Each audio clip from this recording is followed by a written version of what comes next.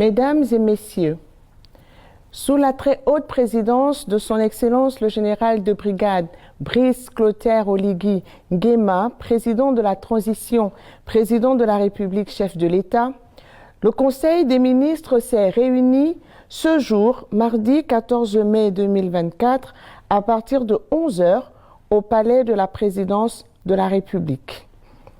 En ouverture des travaux, le Conseil a tenu à féliciter chaleureusement le président de la transition pour le succès éclatant du dialogue national inclusif qui s'est tenu du 2 au 30 avril 2024. Inscrite dans l'agenda du Comité pour la transition et la restauration des institutions, le CTRI, cette initiative historique a rassemblé 680 participants venus de tous les horizons du pays, tant de l'intérieur que de l'étranger, et de toutes les composantes de la société civile, sans distinction de religion, d'appartenance socio-professionnelle ou d'affiliation politique. Cette rencontre inédite a permis, à la lumière des milliers de contributions citoyennes recueillies en amont, de jeter les bases d'un Gabon nouveau, résolument tourné vers l'avenir sur les plans social, économique et politique. Le Conseil se réjouit des conclusions ambitieuses issues de ce dialogue constructif qui vise à poser les jalons d'un Gabon clairement tourné vers le progrès et la prospérité. Afin de concrétiser les résolutions du dialogue national inclusif, le président de la transition a instruit le Premier ministre, chef du gouvernement de la transition, de prendre toutes les dispositions nécessaires pour que chaque département ministériel concerné élabore dans les plus brefs délais son plan d'exécution des mesures relevant de son champ de compétences. Ces plans d'action, élaborés en étroite collaboration avec les instances mises en place à cet effet, notamment le comité de suivi et d'évaluation de la mise en œuvre des conclusions du dialogue national inclusif, feront l'objet d'un rapport de suivi hebdomadaire transmis au président de la transition. Le chef de l'État a insisté sur la nécessité d'une synergie d'action entre tous les acteurs impliqués dans la mise en œuvre des résolutions du dit dialogue afin de rompre avec les pratiques inefficaces du passé et d'obtenir des résultats concrets au bénéfice de la population. Dans le même souci de redevabilité, le président de la transition a instruit les membres du gouvernement de lui produire un rapport d'étape sur leurs activités trimestrielles. Abordons la question de la gestion des financements extérieurs, principale composante de l'investissement public au Gabon depuis 2015, le général de brigade Brice Clotaire Oligui Nguema a déploré l'inefficacité observée au sein de certaines unités de gestion de projets relevant de certains départements ministériels. Aussi, a-t-il instruit le Premier ministre chef du gouvernement de la transition de lui proposer, de manière urgente, un plan d'optimisation des financements extérieurs. Ce plan devra notamment inclure un volet formation de haut niveau des jeunes fonctionnaires au sein des services des bailleurs de fonds traditionnels du Gabon, afin de les acclimater aux procédures de travail et de les professionnaliser en vue d'améliorer la performance de gestion des financements contractés par l'État. Sur un tout autre plan, le Conseil a exprimé sa satisfaction pour la récente visite en Côte d'Ivoire du 11 au 13 avril dernier du général Brice Clotaire Oligui Nguema. Au cours de cette visite, le chef de l'État a eu l'honneur de rencontrer son homologue ivoirien, son Excellence Alassane Dramane Ouattara. Les deux dirigeants ont engagé des discussions constructives visant à explorer les opportunités de renforcer la coopération bilatérale entre les deux nations respectives. Le Conseil a également salué le succès de la suite de la tournée républicaine entreprise par le président de la transition, accompagné de la première dame, Zita Oligui Nguema, dans la province de Logouelolo. Cette nouvelle initiative a permis au chef de l'État de recueillir directement les préoccupations des populations et d'apporter de manière directe des réponses claires et proactives aux problèmes auxquels elles sont confrontées. L'accueil chaleureux réservé au président de la transition et à la première dame par les populations logovéennes témoigne de l'adhésion massive du peuple gabonais à la vision du chef de l'État pour un Gabon uni, prospère et en paix. Enfin, le Conseil a pris note du démarrage ce jour, mardi 14 mai 2024, des épreuves du certificat d'études primaires, CEP. Pour la session 2023-2024, 49 726 candidats sont attendus, dont 25 314 filles et 24 412 garçons, soit une légère augmentation par rapport à la session précédente. Le président de la République a tenu à souhaiter bonne chance à tous les candidats aux examens nationaux et à leur adresser ses encouragements. Au titre des projets de textes législatifs et réglementaires, le Conseil des ministres a délibéré sur les affaires suivantes. Ministère de la Réforme des institutions. Projet de décret portant création, organisation de la task force sur les participations et la dette de l'État.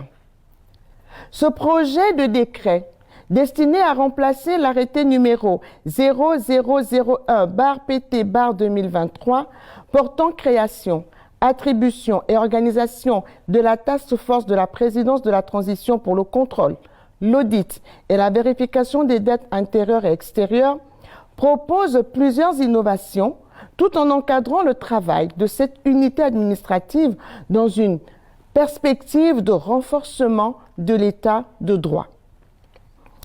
Projet de décret portant création, attribution et organisation de l'unité spéciale de sécurisation et du contrôle du secteur des hydrocarbures.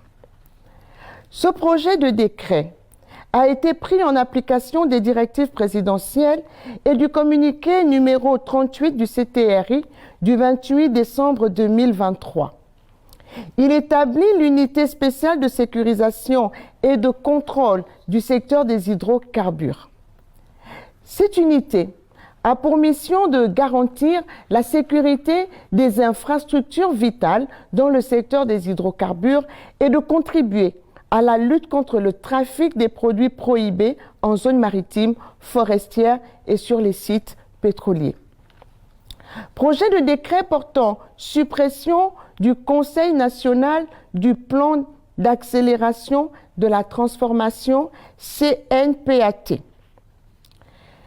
Institué par le décret numéro 0027/PR en date du 29 janvier 2021, afin de superviser la mise en œuvre du plan d'accélération de la transformation entre février 2021 et décembre 2023, le présent projet de décret entérine la clôture de cette entité publique ayant une mission temporaire.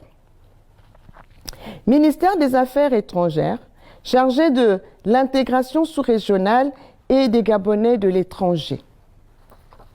Projet de loi relative au serment des ambassadeurs et gouverneurs. Conformément aux dispositions de l'article 47 de la Constitution, le présent projet de loi institue pour les ambassadeurs et les gouverneurs une prestation de serment avant leur entrée en fonction.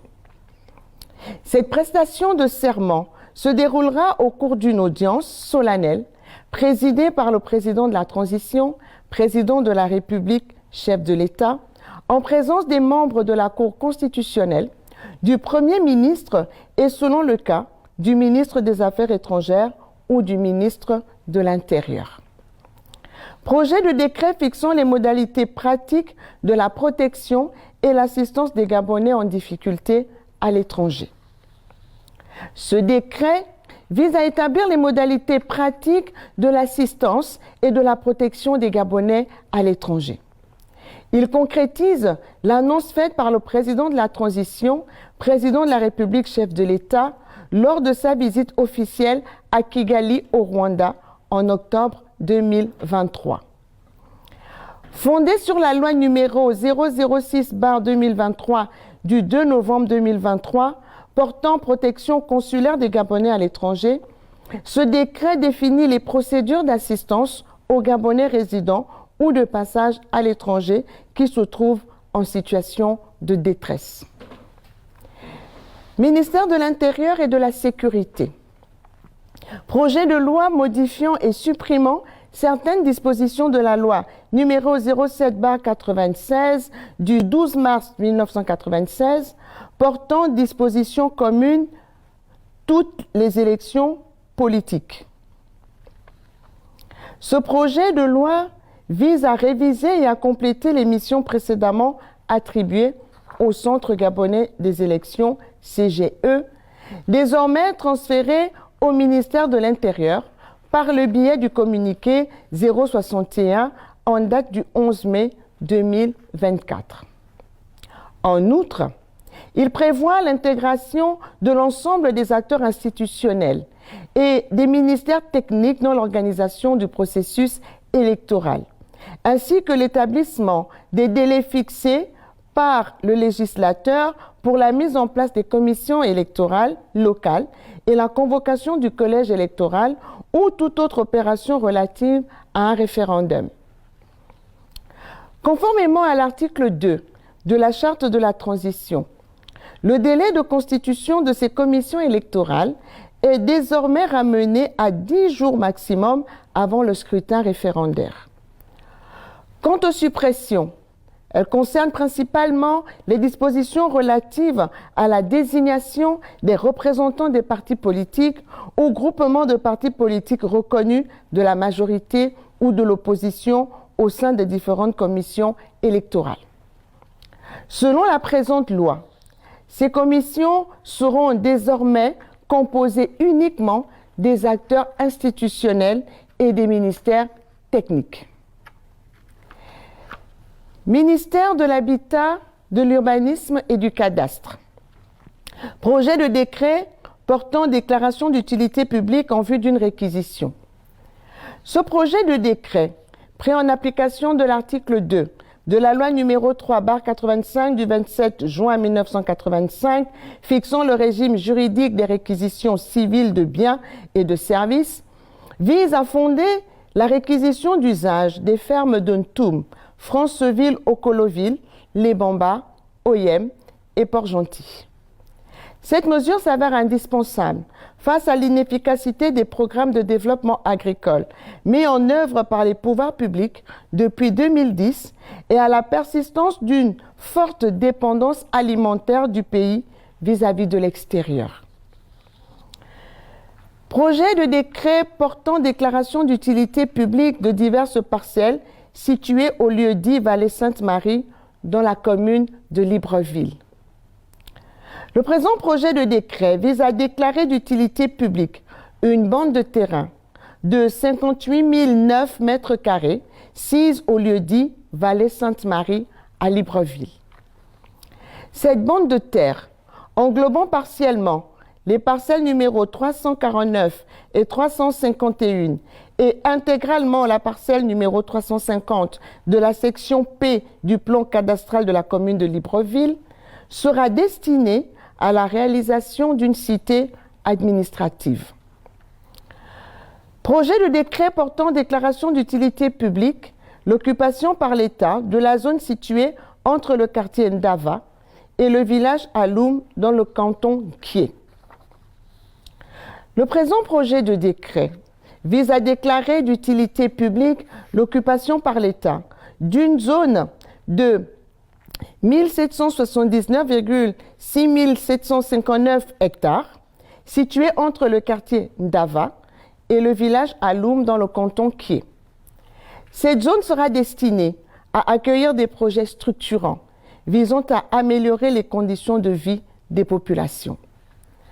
Projet de décret portant création, attribution et organisation de la Direction générale de la ville et des paysages urbains. Ce décret vise à clarifier les missions de la Direction générale à la ville et des paysages urbains, DGVPU, et à la positionner comme acteur principal dans la lutte contre les quartiers précaires et de l'embellissement urbain. Outre cet objectif principal, ce texte vise, entre autres, à définir clairement les attributions de la DGVPU par rapport aux autres services du ministère et à abroger les décrets devenus obsolètes tout en dotant la DGVPU d'un rôle plus important dans la conception et le suivi des politiques urbaines du gouvernement en accord avec le nouvel agenda urbain de l'ONU Habitat. La DGVPU sera composée de services d'appui et territoriaux ainsi que de directions spécialisées. Direction de la prospective et de la gouvernance urbaine, direction de la programmation et de la normalisation, direction de la promotion du cadre de vie urbain, direction des paysages urbains. Ministère des Mines.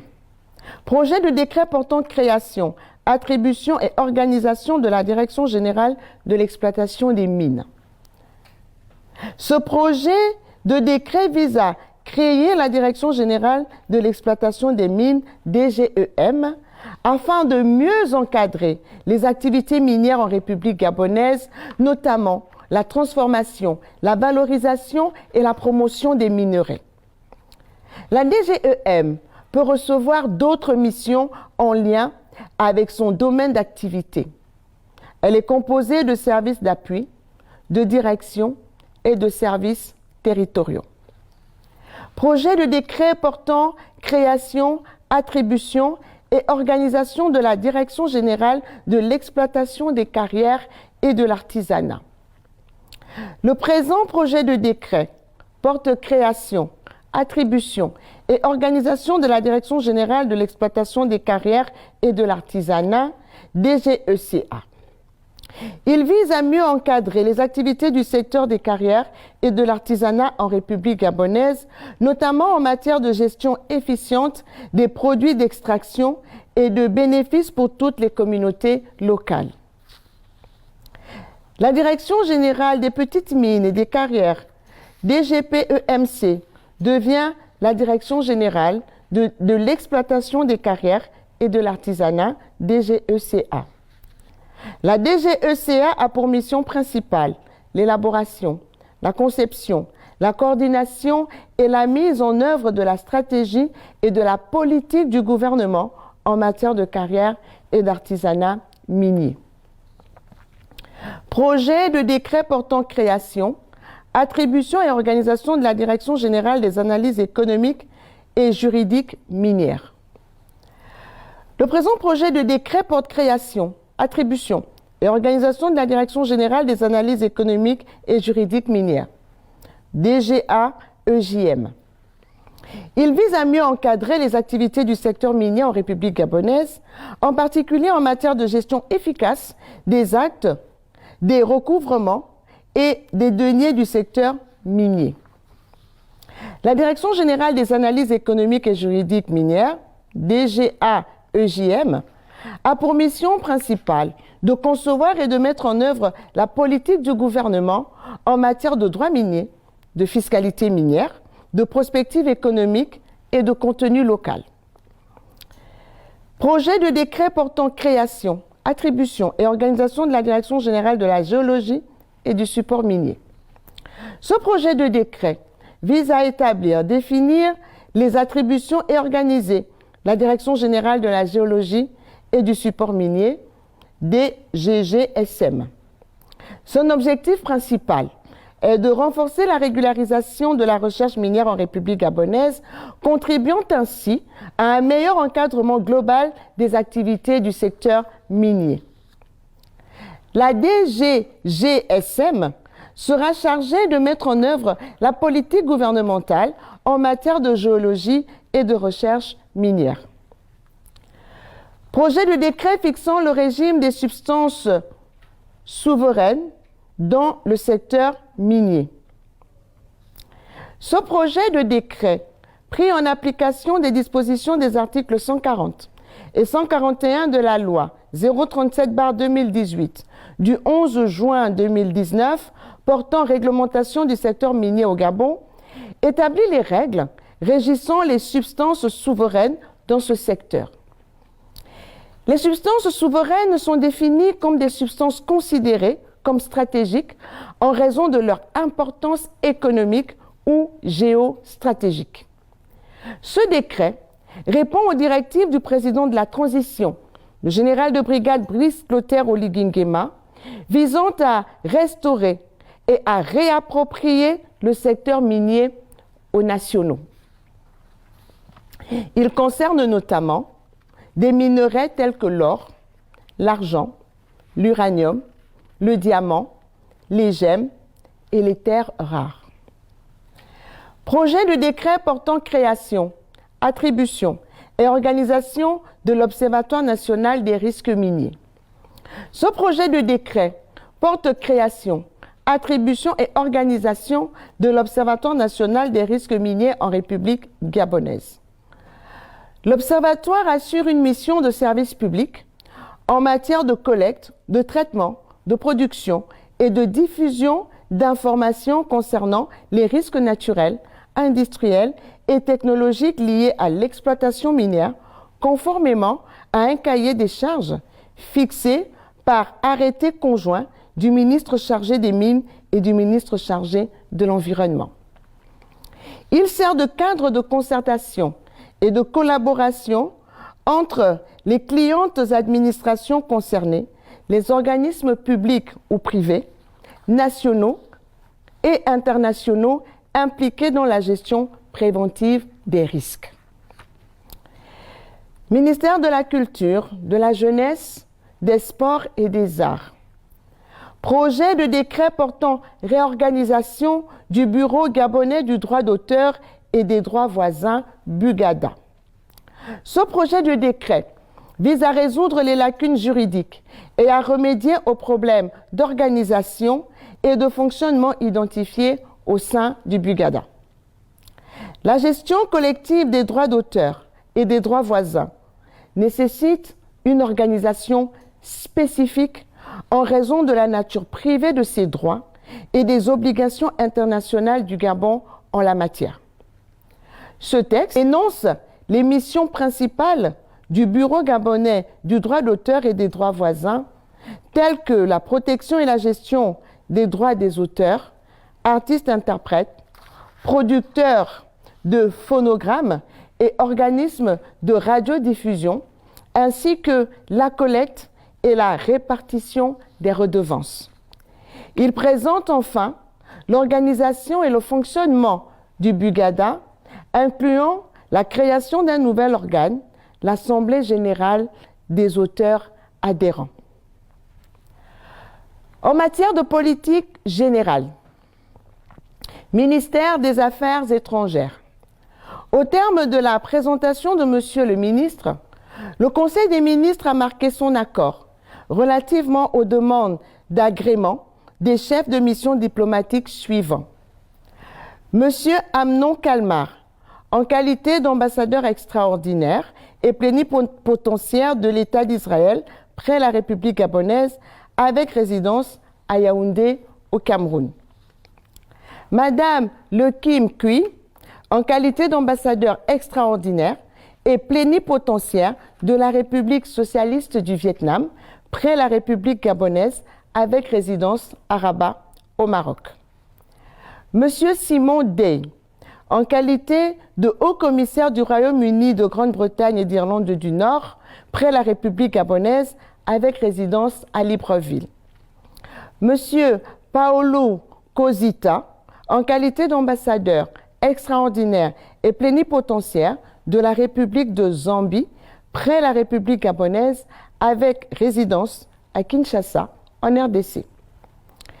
Madame Fortuna Dibako Cizare, en qualité d'ambassadeur plénipotentiaire extraordinaire et plénipotentiaire de la République fédérale démocratique d'Éthiopie près la République gabonaise avec résidence à Kinshasa, en RDC. Madame Wilhelmina van de Ven, en qualité de consul honoraire du Royaume de Suède au Gabon. Ministère de la Justice, Garde des Sceaux. Le Conseil a marqué son accord pour la célébration le 30 mai prochain, comme il est de tradition, la Journée nationale des droits de l'homme. En vertu des dispositions de l'article 2 du décret numéro 103/PR-MDHLCCLCI du 15 janvier 2007, le Gabon célèbre le 30 mai de chaque année la Journée nationale des droits de l'homme, afin de marquer l'attachement du gouvernement au respect de la dignité des personnes. Le thème de l'édition 2024 est « 10 jours d'action pour humaniser les lieux de privation de liberté ». Ministère de l'Agriculture, de l'Élevage et de la Pêche.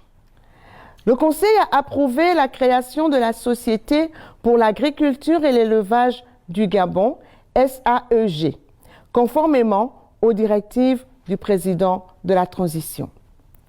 Cette nouvelle société, qui succède à la Société de transformation agricole et de développement rural Sotrader SA, a pour objectif de dynamiser les secteurs de l'agriculture et de l'élevage au Gabon. La SAEG, dont le capital social est entièrement détenu par la Caisse des dépôts et de consignation CDC, bénéficiera d'une existence juridique propre. Cette création s'inscrit dans le cadre de la dissolution anticipée de la Sotrader SA, décidée par ses actionnaires lors d'une assemblée générale. Ministère des Eaux et Forêts. Suite à la communication du ministre, le Conseil a marqué son approbation pour que le Gabon poursuive sa co-facilitation du partenariat des forêts du bassin du Congo et apporte un appui financier à l'équipe Gabon composée de 8 personnes. Cet appui permettra de contribuer à la mise en œuvre des activités contenues dans la feuille de route de la co-facilitation pour la période 2023-2025. Ministère des Transports. Suite à la présentation du ministre, le Conseil a donné son approbation pour la validation de la procédure de négociation directe pour le projet de concession d'exploitation de certains services de transport maritime dans le but de renforcer les capacités opérationnelles de la Compagnie nationale de navigation intérieure et internationale. L'ouverture de négociations avec un opérateur canadien dans le but de signer 2 contrats de partenariat pour la modernisation des aéroports du Gabon avec la mise en place d'un système d'information avancé des passagers, APS, et la fourniture des équipements de sécurité et de sûreté des aéroports, entretien et formation des utilisateurs. L'ouverture de discussions avec un consortium d'entreprises tchèques pour signer un contrat de modernisation des aéroports du Gabon. Ministère des Affaires sociales. Le Conseil a marqué son accord pour l'organisation de la 2e édition du Salon de l'autisme Afrique 2024 du 27 mai au 1er juin 2024 à Libreville. Je vous remercie.